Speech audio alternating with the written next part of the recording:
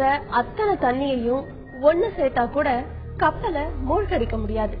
ஆனா ஒரு சின்ன கீறல் விழுந்தா அந்த கப்பலுக்குள்ள சரசரன்னு தண்ணி புகுந்துட வாய்ப்பு இருக்கு. வாழ்க்கையோட எந்த பிரச்சனையும் நம்மள பாதிக்கும்னு நம்ம அனுமதிச்சா அது நம்ம மனசை மூழ்கடிச்சிடும். கீறல்களை சமன்படுத்த பயணத்தை தொடர மனதோடு பேசலாம் வாங்க.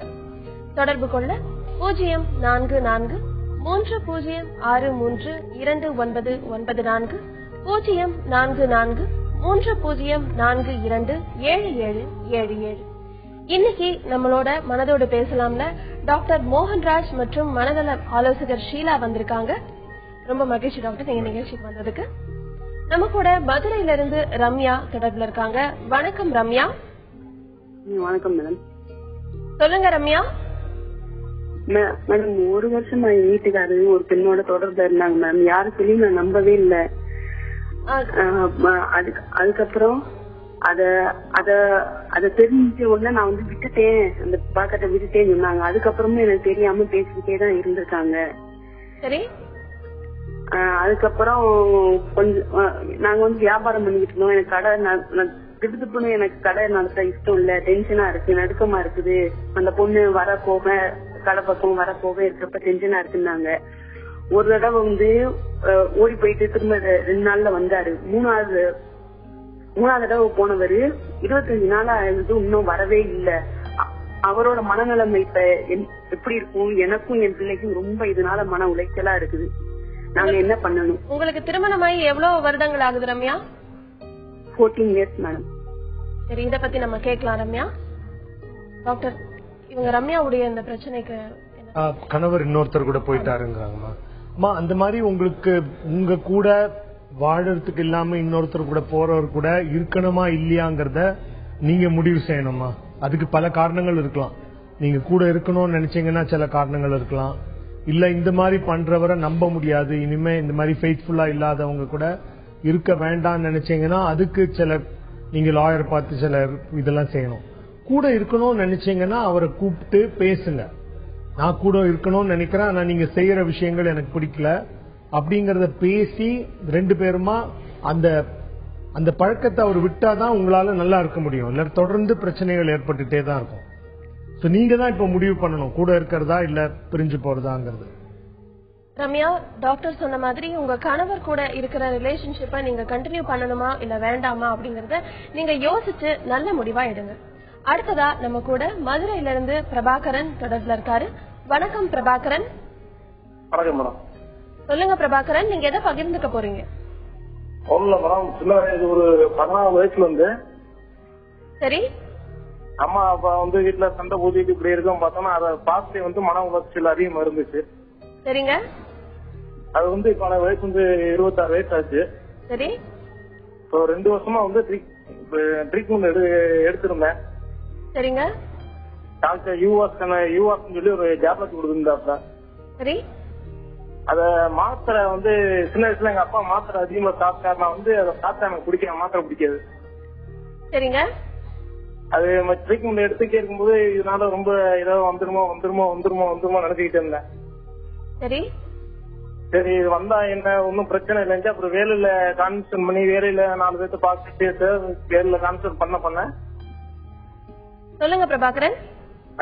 அந்த ட்ரீட்மெண்ட் எடுத்துருக்கும் போது சாப்பிட கூட ரொம்ப வெறுப்பா இருந்துச்சு, தூக்கம் இல்லாம இருந்துச்சு, ரொம்ப இதா இருந்தேன். சரிங்க. அப்புறம் அந்த ஜாப் வச்சதுக்கு அப்புறம் அதை பார்க்க பேச அந்த இப்படி போக வந்து மனசு கொஞ்சம் லேஸ் ஆயிடுச்சு. நார்மலா வச்சா நல்லா தூக்கம் இருக்கு, நல்லா சாப்பிடுறேன். பிரபாகரன், நீங்க எதை கேட்க விரும்புறீங்கன்னு கொஞ்சம் தெளிவா சொல்ல முடியுமா? ஒண்ணுல மேடம், இந்த ட்ரீட்மெண்ட் எடுத்து இப்போ ஒரு 1.5 வருஷம் ஆச்சு. சரி. இன்னும் கொஞ்சம் வந்து அந்த மன பயம், கொஞ்சம் மன நடுக்கங்கள் இருக்கு. சரிங்க. ஏதாவது கேட்டுக்கு போனோம்னா ஏதாவது செத்து போன கேட்டுக்கிட்டோம்னா அந்த அதை நினைச்சு மன பயங்கள் கொஞ்சம் இருக்கு. முன்னாடி அதிகமா இருந்துச்சு, இப்ப கொஞ்சம் குறைஞ்சிருக்கு. சரி. மறுபடியும் அந்த டேப்லெட்ல நிப்பாட்டிட்டு அதை எடுத்துக்கலாமா இல்ல வேணாம் கேக்குறோம். சரி பிரபாகரன், இதை பத்தி நம்ம டாக்டர் கிட்ட கேட்கலாம். அவர் சொன்னது மெயினா சோகம் பிளஸ் பயம். மாத்திரை வந்து உங்களுக்கு நோயை கட்டுப்படுத்தும். அதுக்கு மேல நோய் எதனால வந்தது அதை தெரிஞ்சுக்கிட்டு அதுக்குண்டான சில பயிற்சிகள், மனசுக்கான பயிற்சிகள் எடுத்துக்கிறது நல்லது. இப்ப பயம், நீங்க சொன்னீங்க இறந்து போற இடத்துக்கெல்லாம் போனா கொஞ்சம் பயம் வரும்னு. அது நார்மலா பயம், ஏதாவது ஒரு விஷயத்துக்கு பயம் இருந்தா மருந்துகள் மட்டும் போதாது. மருந்துகள் கூட அந்த எந்த விஷயம் உங்களுக்கு பயம் தருதோ அதை திரும்ப திரும்ப நீங்க நேர்கொள்ளணும். எக்ஸ்போஷர், அதாவது இப்ப ஏதாவது ஒரு விஷயம் பயம் வருது, திரும்ப திரும்ப அதை செஞ்சீங்கன்னா கொஞ்சம் கொஞ்சமா பயம் குறையும். சோ மாத்திரையோட உதவியோட அந்த பயிற்சிகளும் செஞ்சீங்கன்னா படிப்படியா மருந்துகளை குறைச்சிடலாம். நார்மலா நாங்க ஆரம்பிச்சுட்டு இந்த தொடர்ந்து சாப்பிடணுங்கிறது உங்களுக்கு திருப்பி திருப்பி டிப்ரெஷன் வரவங்களுக்கு மட்டும்தான். மற்றபடி ஒரு தடவை 2 தடவை வர்றவங்களுக்கு காலப்போக்கில் நாங்க குறைச்சு நிறுத்த பார்ப்போம். பிரபாகரன், டாக்டர் சொன்ன மாதிரி அவர் சொன்ன சில பயிற்சிகளையும் நீங்க மேற்கொள்ளலாம். வெறும் மாத்திரைகள் மட்டுமே உங்களுடைய இந்த பயத்தையோ படபடப்பையோ சரி பண்ணும் அப்படின்னு நினைக்காம இந்த பயிற்சிகளையும் சேர்த்து எடுத்துக்கோங்க. நிச்சயமா உங்களுக்கு இருக்கிற இந்த பிரச்சனை சரியா போயிடும். அடுத்ததா திருச்சியிலிருந்து மெஹராஜ் நம்ம கூட தொடர்பு இருக்காங்க. வணக்கம் மெஹராஜ். வணக்கம் மேடம். சொல்லுங்கம்மா, நீங்க என்ன ஒரு வருஷத்துக்கு முன்னாடி எங்க வீட்டுக்காருக்கு உடம்பு சரியில்லாத ஆச்சுங்க. சரிங்க. அதுல டோட்டலா எல்லாமே மறந்துட்டாரு. இப்ப ட்ரீட்மெண்ட் எடுத்து கொஞ்சம் நல்லா இருக்காரு, நார்மலா நல்லா இருக்காங்க. சரி. இருந்தாலும் இப்ப டேப்லெட் போட்டுட்டு நல்லா இருக்காங்க. ஆனா கோவம் வந்துச்சுன்னா என்ன பேசுறோம் ஏது பேசுறோம் தெரியாம பேசுறாங்க. சரி. அது எதனால, எப்படி அவங்க கோவப்படும் போது எப்படி நடந்துக்கணும்னு சார்ட்டை கொஞ்சம் கேட்கணும். கண்டிப்பாமா. என்ன நோய்னு நீங்க சொல்லலமா? அதாவது கோவம் ரொம்ப வருதுன்னா ஒண்ணு எதுனாலும் தெரியணும். சில நேரம் வலிப்பு நோய் கூட கோவமா வரலாம், வலிப்பு மாதிரி ஒரு நோய் கூட கோவமா வரலாம். இல்ல சிலவங்களுக்கு கோபம் அவங்களுடைய இயல்பா இருக்கலாம், அவங்களுடைய ஆளுமை அந்த மாதிரி இருக்கலாம். சிலவங்க கோவத்தை ஒரு ஆயுதமா நடத்துவாங்க. அதாவது கோவப்பட்டாதான் விஷயங்கள் நடக்குது, கோவப்பட்டாதான் கேக்குறாங்கிற மாதிரி. அதனால என்ன விஷயமா அவர் கோவப்படுறாருங்கிறத பாக்கணும். பிளஸ் கோபம் கண்ட்ரோல் பண்ண முடியல, ஆனா என்ன கண்ட்ரோல் பண்ணோம்னு நினைக்கிறவங்களுக்கு நிறைய அதுக்கான பயிற்சிகள் இருக்கு. நம்ம இந்த நிகழ்ச்சியிலே பேசியிருக்கோம் கோவத்தை என்னெல்லாம் பண்ணலாம்னு. அவருக்கு நிறைய பயிற்சிகள் கொடுக்கணும். இப்போ உங்களை பொறுத்த வரைக்கும் நீங்க எப்படி நடந்துக்கணும்னா பாருங்க, அவரால் எந்தெந்த விஷயங்கள்ல கோவப்படுறாரு, கோவப்பட்ட பிறகு என்னென்ன ஆகுதுன்னு பாருங்க. ஏதாவது குறிப்பிட்ட விஷயங்கள் தான் அவளை கோவப்பட வைக்குதுன்னா அதை அவாய்ட் பண்ணலாம் நீங்க. மற்றபடி நீங்க உங்களோட மனசுல இருக்கிறத அவர் கோவம் இல்லாத டைம்ல எடுத்து சொல்லுங்க.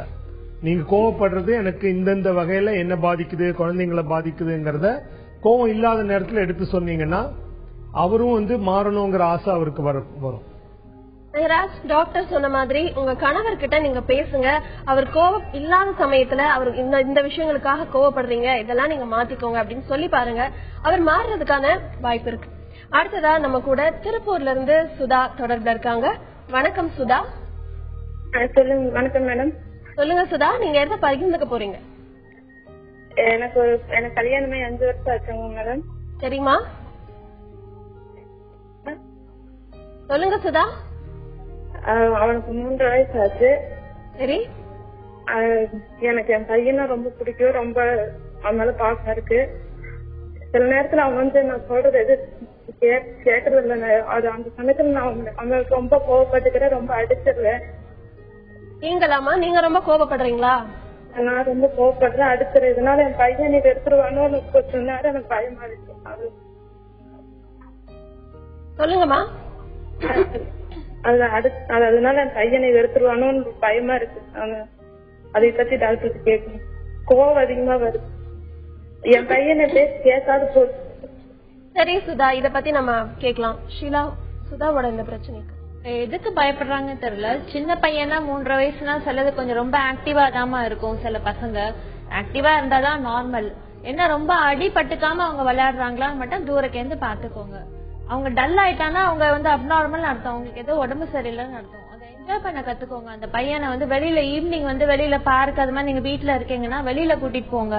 கொஞ்சம் டயர்ட் ஆயிடுவான், டயர்ட் ஆனா கொஞ்சம் தூங்கிடுவான். ஒண்ணு நீங்க மட்டும் சமாளிக்கிறீங்களா, உங்களுக்கு யாராவது ஹெல்ப் இருக்காங்களான்னு தெரியல. அது மாதிரி யாராவது உங்களுக்கு அந்த ரொம்ப கஷ்டமான இருக்கிற நிலையில உங்க உடம்பையும் பாத்துக்கோங்க. உங்களுக்கு அந்த டயர்ட்னஸ் ஏன் வருதுன்னு பாருங்க. கூட யாராவது ஹெல்ப் இருந்ததுன்னா குழந்தைய கொஞ்சம் ஒரு 2 hours அங்க விட்டுட்டு உங்க வேலைகளை பாக்குறதுக்கு உங்களுக்கு ஈஸியா இருக்கும். அது மாதிரி கொஞ்சம் மேனேஜ் பண்ணுங்க. குழந்தை நார்மலா தான் இருப்பான்னு நினைக்கிறேன்.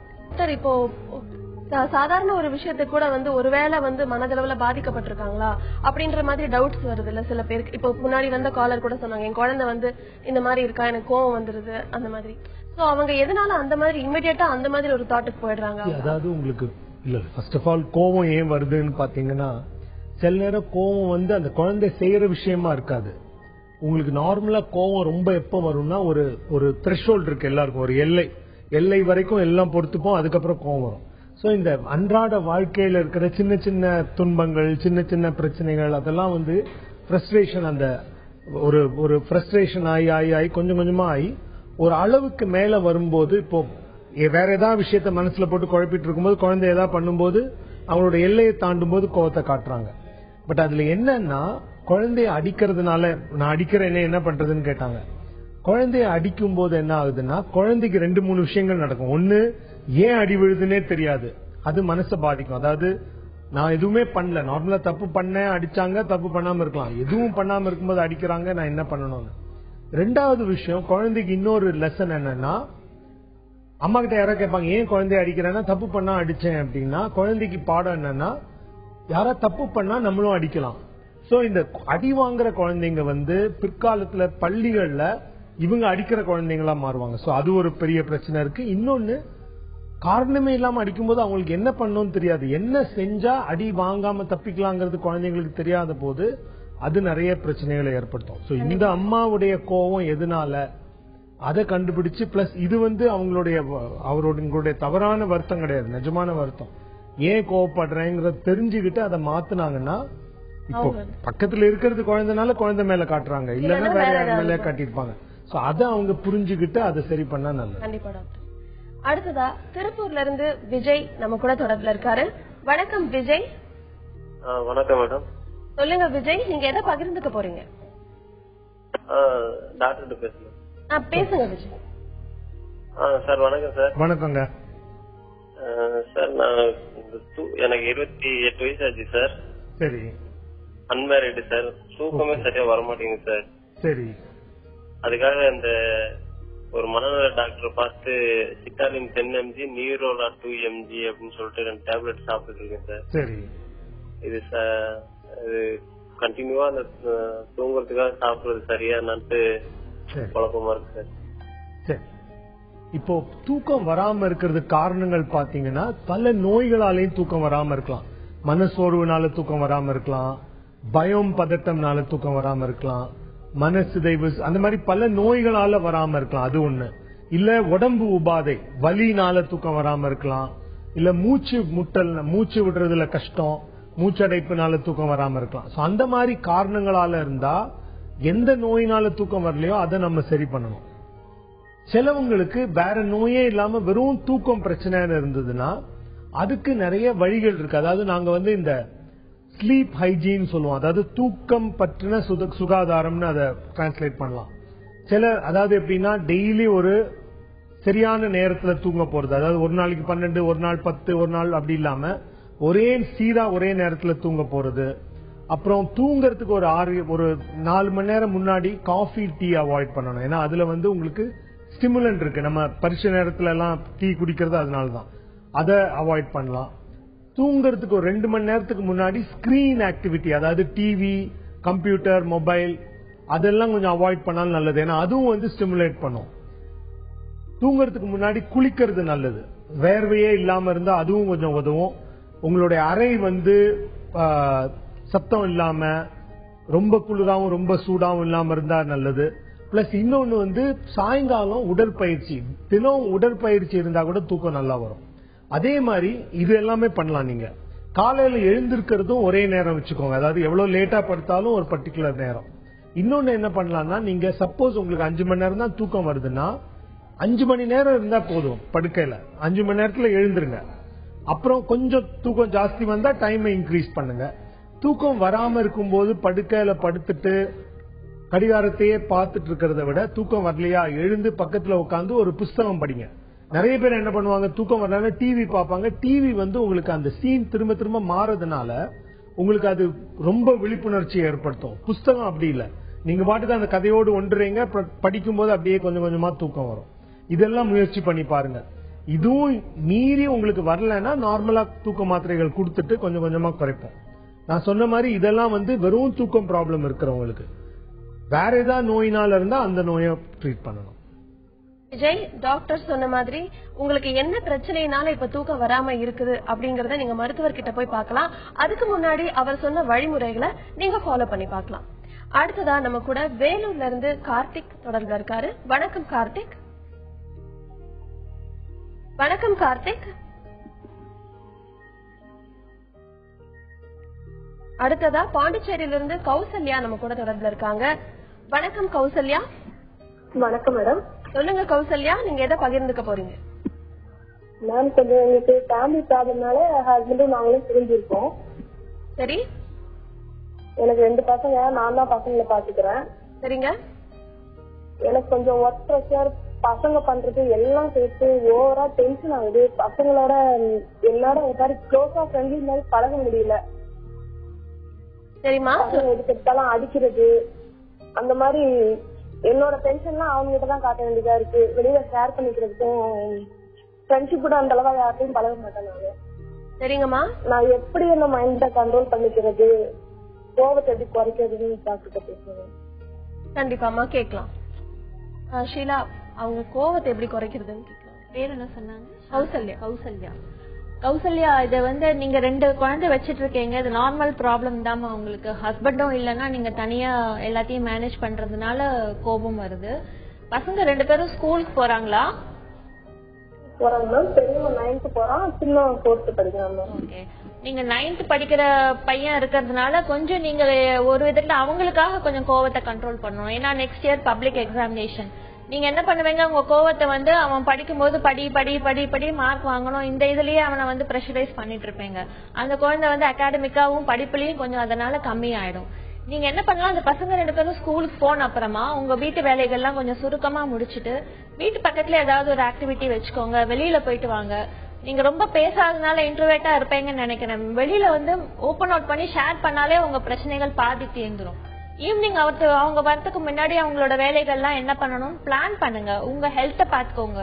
உங்களுக்கு என்ன பிடிக்குமோ அதுல இன்வால்வ் பண்ணிக்கோங்க. உங்களை முதல்ல மெயினா ஃப்ரஸ்ட்ரேஷன் வரதுக்கு, கோபம் வரதுக்கு காரணம் என்னன்னா, வீட்டுல இருக்கிற லேடிஸ் வந்து அவங்கள வந்து அவங்க இன்ட்ரெஸ்ட் எல்லாத்தையும் அவாய்ட் பண்ணிட்டு குடும்பத்துக்காகவே நிறைய செலவு பண்ணிடுறாங்க டைம். சோ அது மாதிரி இல்லாம கொஞ்சம் டைம் மேனேஜ் பண்ணுங்க. உங்களுக்கு என்ன இன்ட்ரெஸ்டோ அதுல கொஞ்சம் இன்வால்வ் பண்ணிக்கோங்க. உங்களுக்கு ஏதாவது பண பிரச்சனை இருந்தா நீங்க வந்து ஒரு பார்ட் டைம் ஜாப் கூட போலாம். அங்க இருக்கிற நிலைமையை பார்க்கும்போது உங்க நிலைமை எவ்வளவோ பெட்டர்னு தோணும். அதனால அது மாதிரி பண்ணிக்கோங்க. உங்க கோபம் வந்து கொஞ்சம் கண்ட்ரோல் ஆயிடும். கௌசல்யா, உங்க குழந்தைகளை பாத்துக்கிற நேரம் போக மீதி நேரத்துல உங்களுக்கு பிடித்தமான விஷயங்கள்ல நீங்க உங்களை டைவர்ட் பண்ணிக்கோங்க. அப்போ உங்களுக்கு இருக்கிற இந்த கோபம் படிப்படியா குறையறதுக்கான வாய்ப்பு இருக்கு. அடுத்ததா சென்னையில இருந்து மாலதி நம்ம கூட தொடர்புல இருக்காங்க. வணக்கம் மாலதி. சொல்லுங்க மாலதி. ஹலோ. சொல்லுங்க மாலதி, நீங்க எதை பகிர்ந்துக்க போறீங்கம்மா? தூக்கமே நைட்ல படுத்தா தூக்கமே வர மாட்டேங்குதுமா. சரிமா.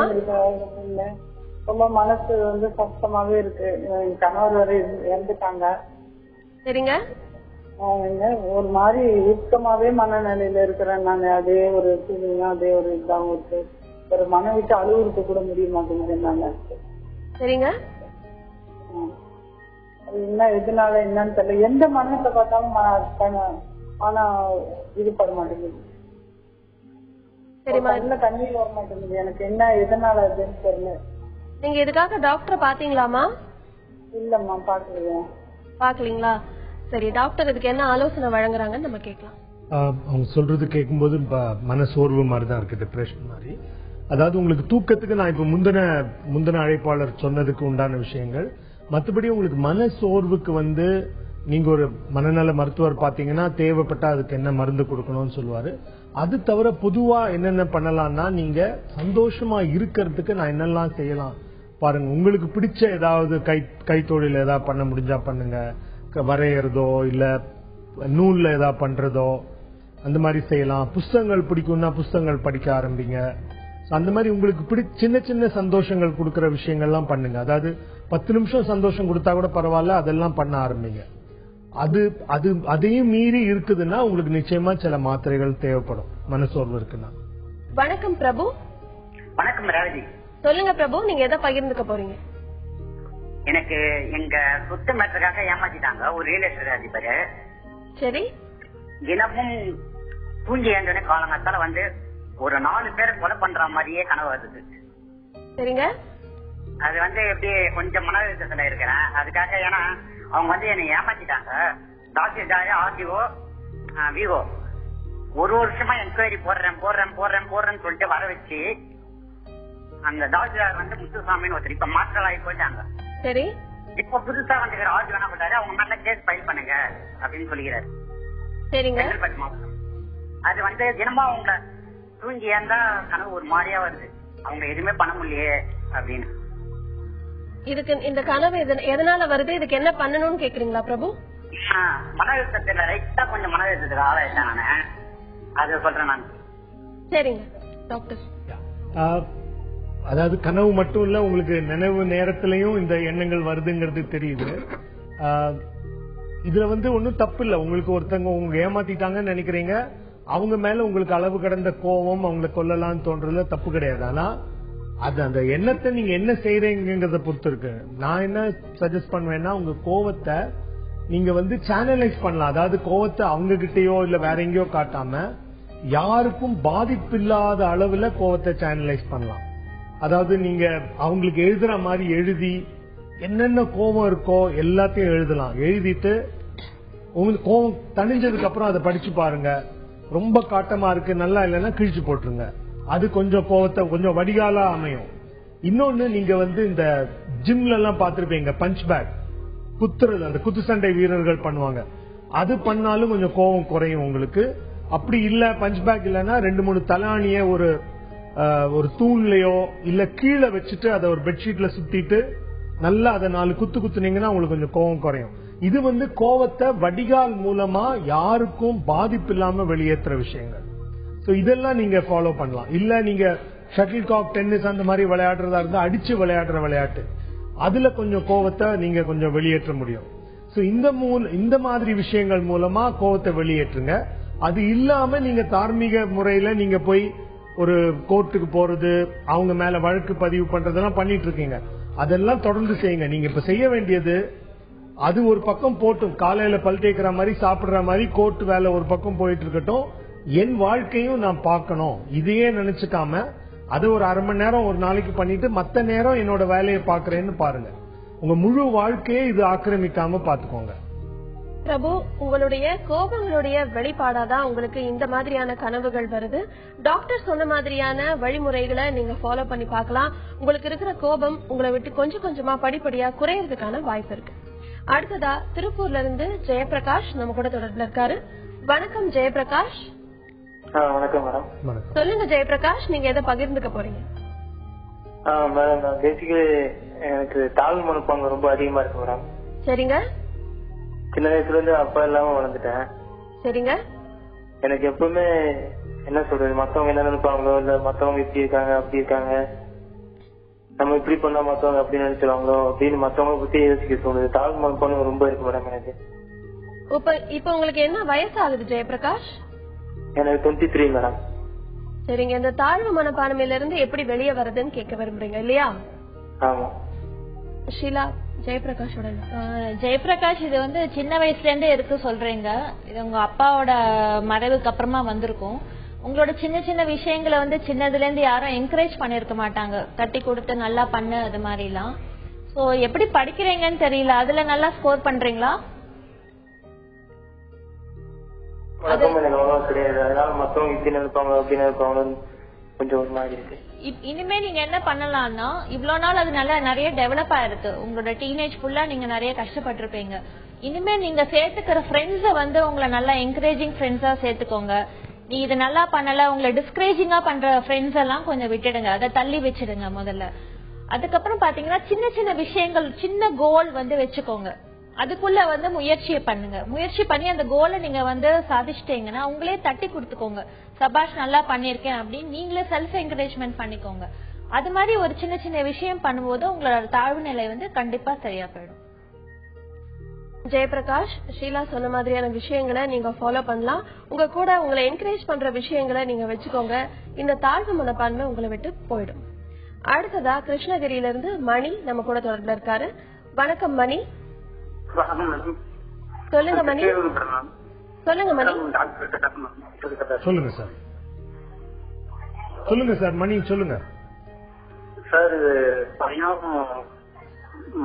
பயம் நடுக்கம், மனசோர்வு, ரொம்ப சோர்வு சார். சர்ச்சையே இல்லாத மாதிரி உடம்பு கவலையே அதிகமா கவலை தர மாதிரி இருக்குது சார். அப்படியே நரம்பெல்லாம் சோர்வு அதிகமா இருக்குது, பயம் நடுக்கம் அதிகமா இருக்கு சார். சின்ன வயசுல இருக்குது சார். இதுக்கு என்ன சார் பண்ணலாம்? தருமபுரி ஜிஎஸ்ல ட்ரீட்மெண்ட் எடுத்துருக்கேன் சார். மேற்கொண்டு என்ன சார் பண்ணலாம் இதுக்கு?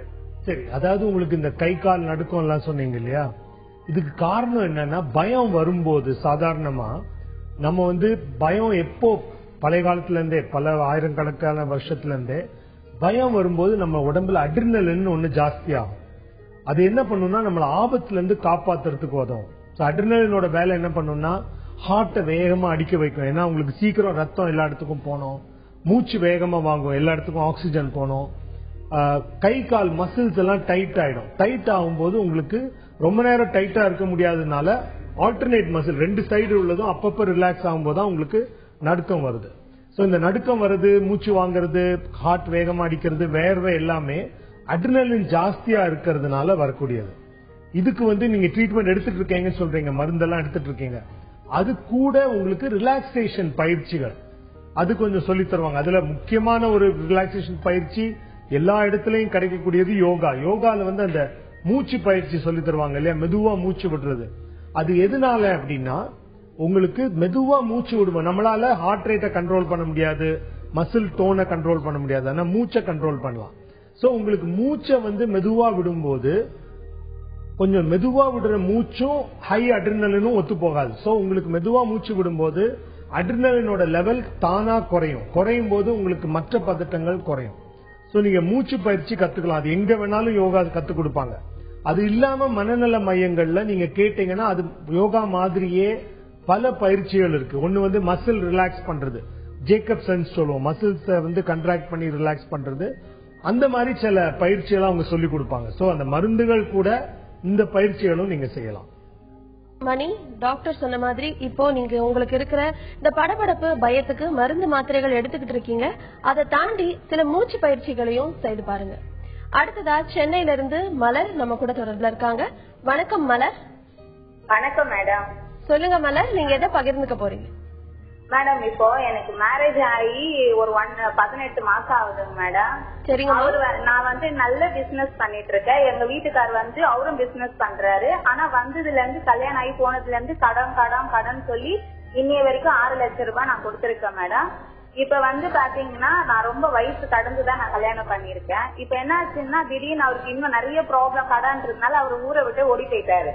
இப்ப நான் அவரு போனதுனால நான் அம்மா வீட்டுல போயிட்டு என்னோட திங்ஸ் எல்லாம் கொண்டு இருக்கிறேன். இப்ப எனக்கு என்ன ப்ராப்ளம் அப்படின்னு கேட்டீங்கன்னா, நான் ரொம்ப வயது கடந்து கல்யாணம் பண்ணதுனால கல்யாணம் ஆகலையான்னு கேட்டுட்டு இருந்தாங்க எல்லா சமுதாயம் எல்லாம்.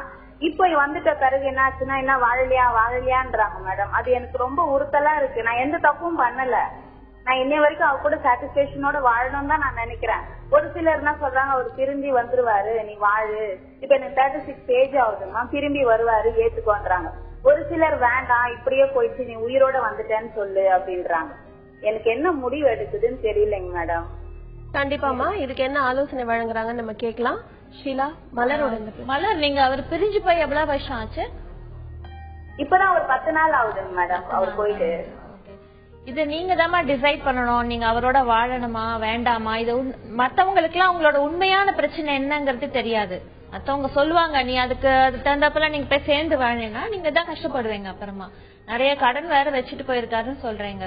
மறுபடியும் வந்தாலும் உங்ககிட்ட பணம் கேட்டு உங்களுக்கு அது ஒரு டெய்லி டார்ச்சர் ஆயிடும். அதுக்கப்புறமா நீங்க இது ஒரு நல்ல விஷயமா எடுத்துக்கோங்க. மறுபடியும் வராரான்னு பாருங்க. அப்படி கொஞ்ச நாள் வெயிட் பண்ணி பாருங்க. உங்க பிசினஸ்ல இனிமே கொஞ்சம் கான்சன்ட்ரேட் பண்ணுங்க. இது யாருக்காகவும் நம்மளோட இதை விட்டு கொடுத்துடக்கூடாது. ஏன்னா நீங்க தனியா நிக்கணுங்கிற ஒரு ஸ்டேஜ்ல இருக்கீங்க. இன்னும் கொஞ்சம் வயது போக போக அந்த பினான்சியல் ஸ்டெபிலிட்டி நிறைய வேணும் உங்களுக்கு, இண்டிபெண்டன்சி. சோ அதனால நீங்க முடிவு எடுங்க. நல்ல மெச்சூர்ட் ஸ்டேஜ்ல இருக்கீங்க. 36 வயசுனா நீங்க தான் முடிவு எடுக்கணும். கொஞ்சம் வெயிட் பண்ணி பாருங்க. ரொம்ப வெயிட் பண்ணணுங்கிறது கிடையாது. அப்படி வரும்போது மறுபடியும் மனம் திருந்தி நான் உன்னோட வாழறேன் அப்படி சொன்னாலும் நீங்க டிசைட் பண்ணதை விடாதீங்க. வேண்டாம்னா வேண்டாம் அப்படிங்கிற மாதிரி இருந்துட்டீங்கன்னா ஒரு நல்ல முடிவுக்கு வரும். மலர், நீங்க உங்களுக்கான வேலைகள்ல உங்களை அதிகமா ஈடுபடுத்திக்கோங்க. அது போக உங்க கணவருக்கும் கொஞ்சம் கால அவகாசம் கொடுத்து பாருங்க. இந்த பிரச்சனைகள் மாறுறதுக்கான வாய்ப்பு இருக்கு. அடுத்ததா மதுரையில இருந்து ராஜா நம்ம கூட தொடர்புல இருக்காரு. வணக்கம் ராஜா. மேடம் வணக்கம் மேடம். சொல்லுங்க ராஜா, நீங்க எதை பகிர்ந்து? என் பேர் ராஜா மேடம். நான் கன்ஸ்ட்ரக்ஷன் பிசினஸ் பண்ணிருக்கேன். சரிங்க. எனக்கு வந்து 96ல இருந்து கொஞ்சம் டைஜஷன் ப்ராப்ளம், வாய்ப்புன்னு வரும் இந்த மாதிரி. அப்ப இந்த கேஸ்ட்ராலஜி டாக்டர் எல்லாம் பார்க்கும்போது அவங்க என்ன சொன்னாங்க அப்படின்னா, நீங்க வந்து டென்ஷனை குறைங்க, அதான் காரணம் உங்களுக்கு அப்படின்னு சொல்லி நேற்று வரைக்கும் சொல்றாங்க. அதான் சரி சாப்பிட்டதான் டென்ஷனு மன அழுத்தம் அப்படின்றாங்க. ஒன்னும் புரியல எனக்கு, அதான் ஜஸ்ட் கேட்கலாம்னு பார்த்தேன். கண்டிப்பா ராஜா. டாக்டர், அதாவது சில வயிற்று ப்ராப்ளம் வந்து டென்ஷனால வரலாம். அதாவது இது வந்து சைக்கோசோமேட்டிக்னு ஒரு பிரிவில் இருக்கு. அதாவது எப்படின்னா மன ரீதியான பிரச்சனைகளால உடல் ரீதியான பாதிப்புகள். சோ அல்சர் வரும், வாயில புண்ணு வரும், ஆஃப்டஸ் அல்சர்னு பேரு. வெள்ளையா சின்னதா புள்ளி மாதிரி வரும். எல்லாருக்கும் வந்திருக்கும், தேர்வு நேரம் வந்திருக்கும், தேர்வு போனோன்னு சரியாயிடும். இது எல்லாமே வந்து உங்களுக்கு மனசுல டென்ஷனால வருது. கொஞ்சம் முன்னாடி ஒருத்தருக்கு டென்ஷன் குறைக்கிறதுக்கு என்னெல்லாம் பண்ணலாம், மூச்சு பயிற்சிகள் சொன்னேன், அது எல்லாமே உங்களுக்கும் அது பொருந்தும். அது இல்லாம வாயில புண்ணு வரவங்களுக்கு டென்ஷன் குறைக்கிறது மட்டும் இல்லாம பி காம்ப்ளெக்ஸ் லெவல் பாருங்க, அது எடுத்தீங்கனாலும் குறையும். தயிரும் கொஞ்சம் எடுத்துக்கோங்க அப்பப்ப, அதுவும் உங்களுக்கு கொஞ்சம் உதவும். அந்த வாயில அந்த சின்ன புண்ணா இருந்ததுன்னா, ஆஸ்டஸ் அல்சரா இருந்தா. அது தவிர உங்களுக்கு மனசளவுல பிரச்சனைனால வயிற்றுல நிறைய ப்ராப்ளம் வரலாம். சீக்கிரமா மூவ் ஆறுது, சீக்கிரம் மூவ் ஆகாம இருக்கிறதுங்கிற மாதிரி. அது எல்லாம் நான் அந்த முன்னாடி சொன்ன ஒருத்தருக்கு எப்படி மூச்சு பயிற்சி மூலமா உங்களுடைய பயம் பதட்டத்தை குறைக்கலாம் சொன்னேன்னா அது எல்லாமே அவங்களுக்கும் பொருந்தும். கண்டிப்பா டாக்டர். ராஜா, டாக்டர் சொன்ன மாதிரி விஷயங்களை நீங்க வந்து ஃபாலோ பண்ணி பாருங்க. அது போக நீங்க மாத்திரை மருந்துகள் போக நீங்க இந்த மூச்சு பயிற்சிகள் இதெல்லாம் பண்ணினீங்கன்னா கூட உங்களுக்கு இருக்கிற இந்த வயிறு சம்பந்தமான பிரச்சனைகள், வாய் சம்பந்தமான பிரச்சனைகள் மாறுறதுக்கு வாய்ப்பு இருக்கு. அடுத்ததா கோவையில இருந்து விஜயகுமார் நம்ம கூட தொடர்புல இருக்காரு. வணக்கம் விஜயகுமார். Good evening madam. சொல்லுங்க விஜயகுமார், நீங்க எதை பகிர்ந்துக்க போறீங்க? ஓகேங்க சார், எனக்கு வந்து இந்த சோசியல் ஆக்டிவிட்டிஸ்ல வந்து கொஞ்சம் இன்ட்ரெஸ்ட் இருக்கு சார் எனக்கு. சோ அதனால என்ன பண்ணுவோம்னா, சண்டேஸ் ஆச்சுன்னா சாப்பாடு பேக்கெட் எடுத்துட்டு போய் இந்த ரோட் சைட்ல இருப்பாங்கல்ல சார், ரொம்ப முடியாதவங்க, அவங்களுக்கு கொடுத்துட்டு போவோம், நானும் வயசு சாப்பாடலாம். சோ அந்த மாதிரி போறப்போ ஒரு சிலர் கிட்ட பேசி பார்த்துட்டு அவங்க இதுதான் லைஃப் சார் அப்படின்னு முடிவு பண்ணிருக்காங்க. ஆனா இந்த ஒரு மாதிரி ரொம்ப தானா பேசிட்டு சாப்பாடு நம்ம கொடுக்குறது சாப்பாடுன்னு கூட வாங்கி சாப்பிடுறது கூட மென்டாலிட்டி இல்லாம இருக்காங்களா சார்? உங்களோட ஃப்ரெண்டுகளை வச்சு ஹெல்ப் சொல்லுங்க விஜயகுமார். அவங்க சரி பண்ணி கொடுத்து எனக்கு ஒரு இன்ட்ரெஸ்ட் இருக்கு சார். யாராவது ஒரு ரொம்ப கம்மி வயசா இருக்காங்க, சோ ஃப்ரெண்ட்ஸ்ல வச்சு ஏதாவது ஒரு ஹாஸ்பிட்டல் எடுத்துட்டு போனோம்னா அந்த மாதிரி ஸ்டேஜ்ல இருக்கிறவங்கள ரெக்கவர் பண்ணி கொடுப்பாங்களா டாக்டர்ஸ்? அவங்க திருப்பி ஞாபகம் கொண்டு வர முடியுமான்னு சொல்லி எனக்கு ஆன்சர். ஆமா, இப்ப நீங்க இந்த தானா பேசுறது வந்து சிலவங்களுக்கு அது வந்து அவங்களுடைய ஹலுசினேஷன், காதுல குரல் கேட்கற மாதிரி இருக்கும். அந்த குரலுக்கு அவங்க பதில் பேசுவாங்க. சாதாரணமா பல காரணங்கள் இருக்கு, முக்கியமான காரணம் அந்த குரலுக்கு பதில் பேசுவாங்க. இது வந்து சில நோய்கள்ல வரும். எல்லா அரசு மருத்துவமனைகள் எல்லா மாவட்டத்திலையும் இப்போ மனநல மருத்துவர்கள் இருக்காங்க, இலவசமா சிகிச்சை கொடுக்கப்படுது. அதனால நீங்க எந்த அரசு மருத்துவமனைக்கு கூட்டிட்டு போனாலும் அவங்களுக்கு சிகிச்சை கொடுக்கப்படும், இலவசமாகவே கொடுக்கப்படும். சோ அதனால நீங்க அவங்களுக்கு சொல்லலாம், நீங்க பக்கத்துல இருக்கிற அரசு மருத்துவமனைக்கு போனீங்கன்னா நிச்சயமா சிகிச்சை கிடைக்கும். மருந்துங்க இருக்கு, இதை கம்ப்ளீட்டா குணப்படுத்த முடியும்.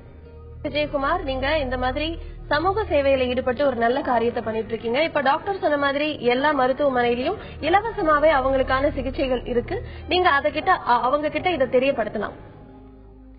அடுத்ததா சென்னையில இருந்து சுஹாசினி நம்ம கூட தொடர்புல இருக்காங்க. வணக்கம் சுஹாசினி. ஹலோ, வணக்கம்மா. மேம், ஆக்சுவலி நான் சென்னையில எம்என்சி கம்பெனியில ஒர்க் பண்றேன். சரிங்க. என்னோட சுப்பீரியரால எனக்கு கொஞ்சம் செக்ஸ் ப்ரெஷர் இருக்கு.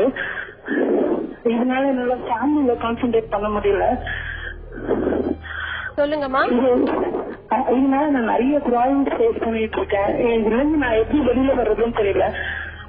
ஆக்சுவலி என்னோட சேலரிங்கிறது எனக்கு வீட்டுக்கு ரொம்ப முக்கியம். அதனால என்னால சேலரி விட்டு நிக்க முடியாது.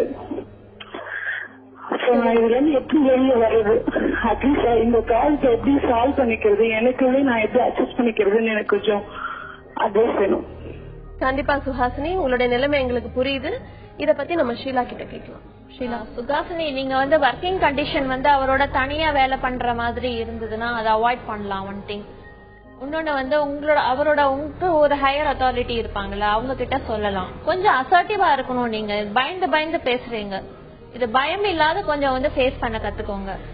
இன்னொரு விஷயம், உங்களோட பினான்சியல் வந்து வேணும், நீங்க வந்து வேலை பண்ணணுங்கிற ஸ்டேஜை வந்து அவர் நல்லா தெரிஞ்சுப்பாரு. அதனால அதை வந்து அவர் ஒரு அட்வான்டேஜா எடுத்துக்கிறாரான்னு தெரியல. இதை வந்து நீங்க ஒர்க் அவுட் பண்ணலாம். நீங்க வந்து கொஞ்ச நாள் வேற எங்கேயாவது அப்ளை பண்ண பாருங்க. அந்த சிச்சுவேஷன்ல இருந்து வெளியில வரணும்னா ஸ்லோ அண்ட் ஸ்டெடியா இப்போதைக்கு வந்து நீங்க அதை அசர்ட்டிவா ஹேண்டில் பண்ணிட்டு இமீடியட்டா ஜாப் விடாதீங்க. வேற ஜாபும் சைமல்டேனியஸா நீங்க வந்து ட்ரை பண்ணிட்டு இருங்க. அந்த சிச்சுவேஷன்ல இருந்து வெளியில போலாம். அடுத்ததா கடலூர்ல இருந்து சுமதி நம்ம கூட தொடர்புல இருக்காங்க. வணக்கம் சுமதி. வணக்கம் மேடம். சொல்லுங்க சுமதி.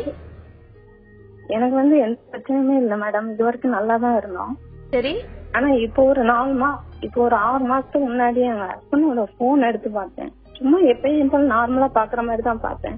பார்க்கும்போது அதுல வந்து ஒரு வாட்ஸ்அப்ல வந்து ஒரு மெசேஜ் வந்திருந்தது. குட் மார்னிங் சொல்லிட்டு ஒரு லேடியோட போட்டோ வந்திருந்தது.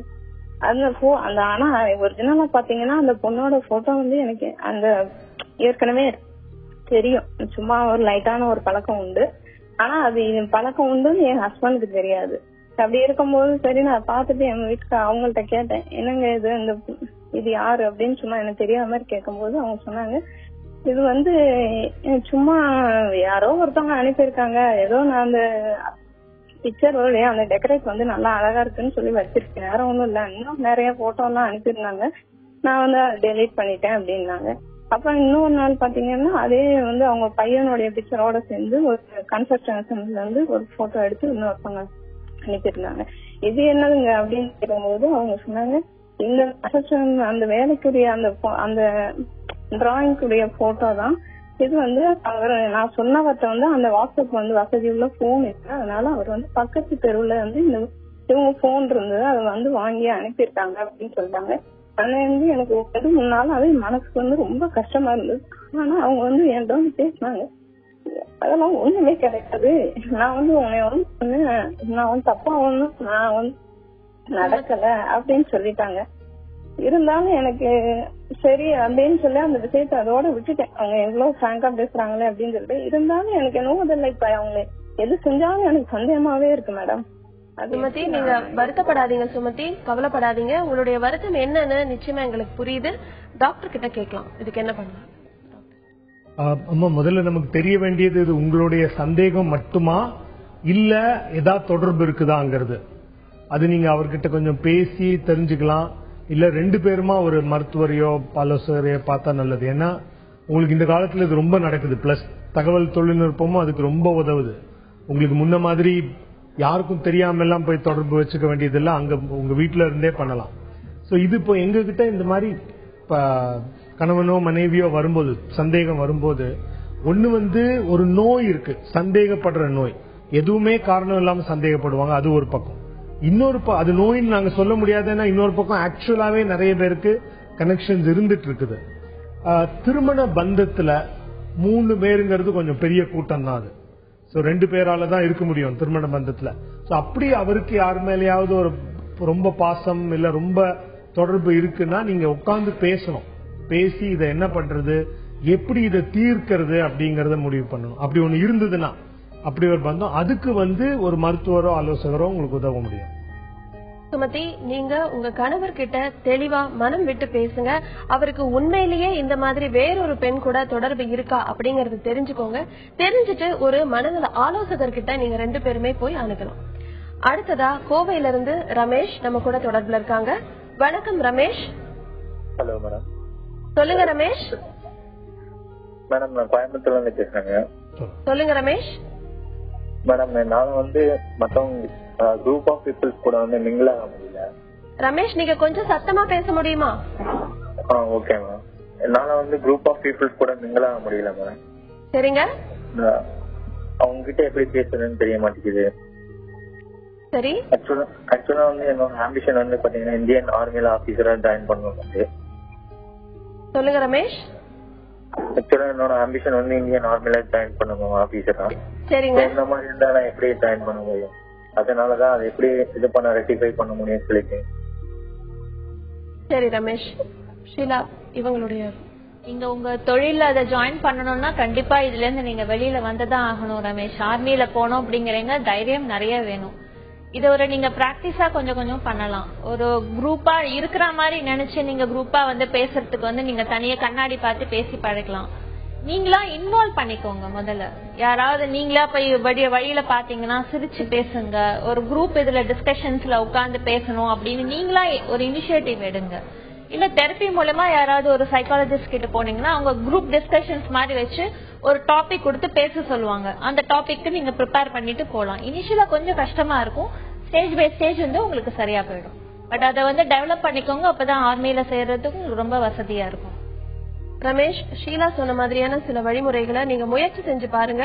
அப்போ உங்களுக்கு இந்த கூட்டமா இருக்கும்போது பேசுறதுக்கான அந்த படபடப்பு நிச்சயமா குறையும். அடுத்ததா சேலம்ல இருந்து மோனிஷா நம்ம கூட தொடர்புல இருக்காங்க. வணக்கம் மோனிஷா. வணக்கம் மோனிஷா. ஹலோ, சொல்லுங்க மோனிஷா. இது ஒரு வாரமா தலைவலின்ட்டு இருக்கு. ஒரு வாரமா தலைவலின்ட்டு இருந்தவங்க. சரிங்கம்மா. மோனிஷா, நீங்க டிவி வால்யூம கொஞ்சம் கம்மி பண்ணிடுறீங்களா? சவுண்ட் கம்மியாகுமா? ஹலோ, சொல்லுங்க மோனிஷா. தலைவலின்ட்டு இருந்தாங்க. அப்புறம் அம்மா தூங்கிட்டு இருந்தாங்க. சரி. அப்புறம் என்னடா எல்லாரும் தூங்குறாங்க, நமக்கு தூக்கம் வர மாட்டேங்குதுன்னு சொல்லி யோசனை பண்ணிட்டே இருக்கிறதா இருக்குது. சரிங்க. அப்புறம் யோசனை பண்ணி ஒரு மாதிரி அப்புறமே இருக்குது, பயிற்சி முடிக்கிற மாதிரி இருக்குது வீட்ல இருக்கிறதுக்கு. சரிம்மா. அதுதாங்க என்னன்னு தெரியல, யோசனை நாமளும் வேற எதுக்கு போனாலும் அந்த நினைப்பு வந்துகிட்டே இருக்குது. சரிம்மா, இதுக்கு டாக்டர் உங்களுக்கு என்ன ஆலோசனை வழங்குறாருன்னு கேட்கலாம். எதை பத்தி யோசனை வருதுமா மோனிஷா? எதை பத்தி யோசனை வருது மோனிஷா? அதான் இப்ப என்னடா நம்ம வீட்டுல சவுண்ட் கம்மி. அது இப்ப திடீர்னு என்னடா நம்ம வீட்டுல தூக்கம் வரல, என்ன ஆச்சு, நம்ம பழைய உடம்பு மாதிரியே இல்லையே அப்படின்னு சொல்ற யோசனை தாங்க. அப்புறம் கொஞ்ச நேரம் கழிச்சு நல்லா இருந்தா மறுபடியும் இது மாதிரி வந்துருமா, காலையில தூங்கி எந்திரிச்சு இந்த மாதிரி வந்துருமா அப்படின்னு யோசனையா இருக்கிறதா இருக்கு. அதாவது தலைவலிக்கு நிறைய காரணங்கள் இருக்கு. உங்களுக்கு தலை உள்ள நடக்கிற நிறைய விஷயங்கள் பெரிய பட்டியலே போடலாம், அந்த அளவுக்கு காரணங்கள் இருக்கு. மனநல ரீதியா தலைவலி வருது எதுக்குன்னா, ஏதாவது யோசனைகள், இவங்க சொல்ற மாதிரி யோசனைகள் கவலைகள் இருந்தா என்ன ஆகும்னா, இந்த அட்ரினலின் ஜாஸ்தி ஆகும் போது இந்த மசில்ஸ் எல்லாம் டைட் ஆகும்னு சொல்லியிருந்தேன் ஒருத்தருக்கு. நம்ம தலைக்கு வெளியே இருக்கிற தசைகள் வந்து ரொம்ப மெல்லுசு, அது டைட் ஆகும் போது ஏதோ பயங்கரமா உள்ள வலிக்கிற மாதிரி இருக்கும். அது ஒண்ணு இருக்கு. ரிலாக்ஸேஷன் எக்ஸசைஸே அதுக்கு ஹெல்ப் பண்ணும். ஆனா தலைவலி இருக்கும்போது நம்ம மனநிலைனாலதாங்கிறத அசியூம் பண்ணிக்காம, அப்படி எடுத்துக்காம தலைவலிக்கான மற்ற காரணங்களையும் நீங்க பாக்குறது நல்லது. ஒரு கண்ணு டாக்டரையும் பாத்துருங்க, கண்ணு காரணமா தலைவலி இருக்கா, ஒரு காது மூக்கு தொண்டை டாக்டரையும் பாத்துருங்க. ஏன்னா அதான் காமன் காரணங்கள் தலைவலி வருதுக்கு. அது இல்லாம யோசனைகளால வருதுன்னா என்னென்ன விஷயங்களால வருதுங்கிறது தெரிஞ்சு அதுக்குண்டான தீர்வுகள் பார்க்கலாம். அது இல்லாம நான் பொதுவா சொல்றது வந்து உடற்பயிற்சி உதவும், தூக்கம் வரதுக்கு உடற்பயிற்சி உதவும். பிளஸ் குறிப்பா உங்களுக்கு என்னென்ன விஷயங்கள் கவலைகளை தருதோ அதை பாருங்க. சந்தோஷமா இருக்கிறதுக்கு என்னென்ன பண்ண முடியுமோ அதுவும் செய்யுங்க. கண்டிப்பா மோனிஷா, டாக்டர் சொன்ன மாதிரி விஷயங்களை நீங்க யோசிச்சு பாருங்க. உங்களுக்கு தலைவலி வர்றதுக்கு பல காரணங்கள் இருக்கலாம். நீங்க ஒரு ENT டாக்டரை பாருங்க, அதுக்கப்புறமா ஒரு மனநல மருத்துவரை நீங்க பார்க்கலாம். நம்ம நிகழ்ச்சிக்கு வந்து நேயர்களோட கேள்விகளுக்கெல்லாம் ஆலோசனைகளையும் பதில்களையும் வழங்கினீங்க. நன்றி டாக்டர் மோகன்தாஸ். நன்றி ஷீலா. வெள்ளம் வரப்போ மீன்கள் எறும்புகளை சாப்பிடும், வெள்ளம் வடிகிறப்போ எறும்புகள் மீன்களை சாப்பிடும். நேரமும் சூழலும் தான் எல்லாத்துக்குமே காரணம். எல்லாருக்குமே ஒரு காலம் வெள்ளம் வடியும். அது வரைக்கும் வாழ்க்கைய பொறுமையோட அணுகுவோம். மீண்டும் நாளை சந்திப்போம், மனதோடு பேசுவோம். உங்களிடமிருந்து விடைபெறுவது அன்புடன் ரேவதி.